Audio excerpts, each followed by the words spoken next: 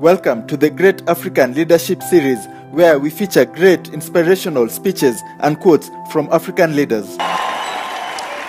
Thank you. Thank you so much. I actually think I'm a pretty good president. I think if I ran, I could win. But I can't. Africa is on the move. A new Africa is emerging. Propelled by this progress and in partnership with the world, Africa has achieved historic gains in health. The rate of new HIV/AIDS infections has plummeted. African mothers are more likely to survive childbirth and have healthy babies. Deaths from malaria have been slashed, saving the lives of millions of African children. Millions have been lifted from extreme poverty. Africa has led the world in sending more children to school. In other words, more and more African men, women, and children are living with dignity and with hope. And Africa's progress can also be seen in the institutions that bring us together today. When I first came to sub-Saharan Africa as a president, I said that Africa doesn't need strong men, it needs strong institutions. And one of those institutions is the African Union. Here you can come together with a shared commitment to human dignity and development. Here your 54 nations pursue a common vision of an integrated, prosperous, and peaceful Africa. As Africa changes, I've called on the world to change its approach to Africa. So many Africans have told me, we don't want just aid, we want trade that fuels progress. We don't want patrons, we want partners who help us build our own capacity to grow. We don't want the indignity of dependence, we want to make our own choices and determine our own future. And as president, I've worked to transform America's relationship with Africa so that we're truly listening to our African friends and working together as equal partners. More countries invest responsibly in Africa, it creates more jobs and prosperity for us all. So I want to encourage everybody to do business with Africa. And African countries should want to do business with every country. But economic relationships can't simply be about building countries' infrastructure with foreign labor or extracting Africa's natural resources.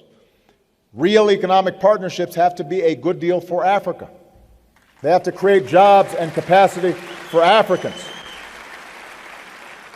And that includes the point that Chairwoman Zuma made about illicit flows with multinationals, which is one of the reasons that we've been a leading advocate working with the G7 to assist in making sure that there's honest accounting when businesses are investing here in here in Africa, and making sure that capital flows are properly accounted for.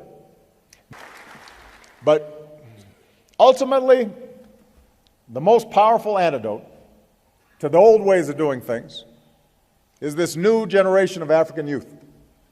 History shows that the nations that do best are the ones that invest in the education of their people.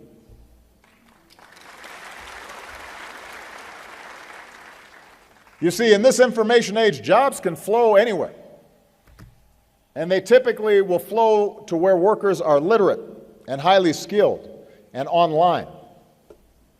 And Africa's young people are ready to compete. I've met them. They are hungry. They are eager. They're willing to work hard. So we've got to invest in them. As Africa invests in education, our entrepreneurship programs are helping innovators start new businesses and create jobs right here in Africa. And the men and women in our Young African Leaders Initiative today will be the leaders who can transform business and civil society and governments tomorrow. Africa's progress will depend on development that truly lifts countries from poverty to prosperity.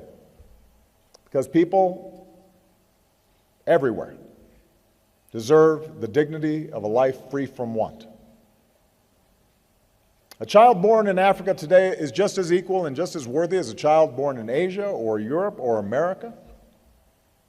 At the recent development conference here in Addis, African leadership helped forge a new global compact for financing that fuels development. And under the AU's leadership, the Voice of a United Africa will help shape the world's next set of development goals. And you're pursuing a vision of the future that you want for Africa. I believe Africa's progress will also depend on democracy, because Africans, like people everywhere, deserve the dignity of being in control of their own lives.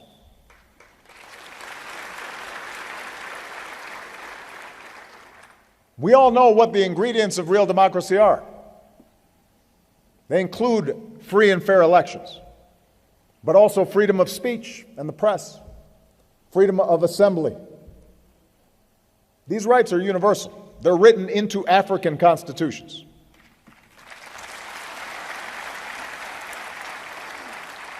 The African Charter on Human and People's Rights declares that every individual shall have the right to the respect of the dignity inherent in a human being. From Sierra Leone, Ghana, Benin, to Botswana, Namibia, South Africa, democracy has taken root. In Nigeria, more than 28 million voters bravely cast their ballots, and power transferred as it should, peacefully.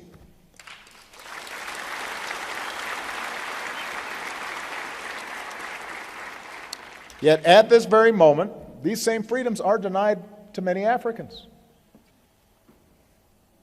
And I have to proclaim, democracy is not just formal elections.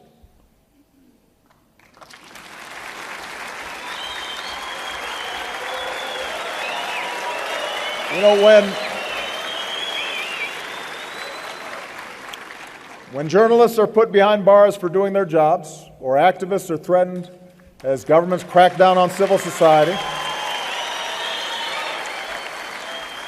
then you may have democracy in name but not in substance. And I'm convinced that nations cannot realize the full promise of independence until they fully protect the rights of their people. And this is true even for countries that have made important democratic progress. As I indicated during my visit to Kenya, the remarkable gains that country has made with a new constitution, with its election, cannot be jeopardized by restrictions on civil society.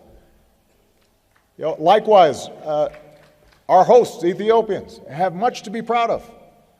I've been amazed at all the wonderful work that's being done here.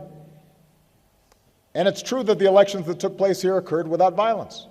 But as I discussed with Prime Minister Haile Mariam, that's just the start of democracy. I believe Ethiopia will not fully unleash the potential of its people if journalists are restricted or legitimate opposition groups can't participate in the campaign process. And to his credit, the Prime Minister acknowledged that more work will need to be done for Ethiopia to be a full-fledged, sustainable democracy.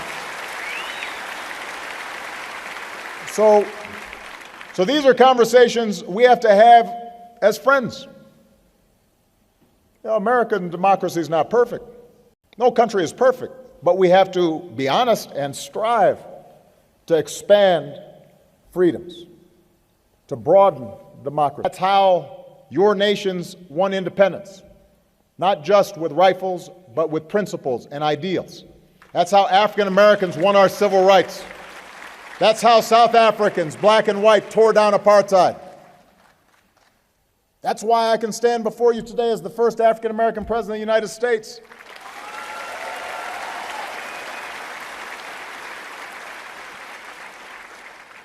New thinking, unleashing growth that creates opportunity, promoting development that lifts all people out of poverty, supporting democracy that gives citizens their say, advancing the security and justice that delivers peace, respecting the human rights of all people.